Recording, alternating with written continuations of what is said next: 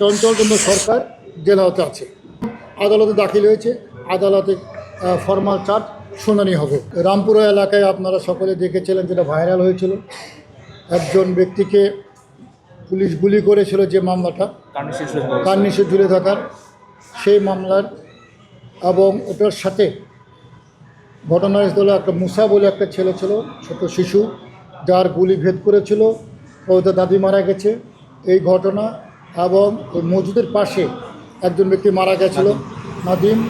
মোট তিনটি ঘটনার বিষয় নিয়ে আজকে আমাদের তদন্তকারী কর্মকর্তা আমাদের কাছে গত 31/7/2025 তারিখ প্রতিবেদন দাখিল করেছিল। মাননীয় বিজ্ঞ চিফ প্রসিকিউটর মহোদয় আজকে ট্রাইব্যুনাল একে ফরমাল চার্জ দাখিল করেছে।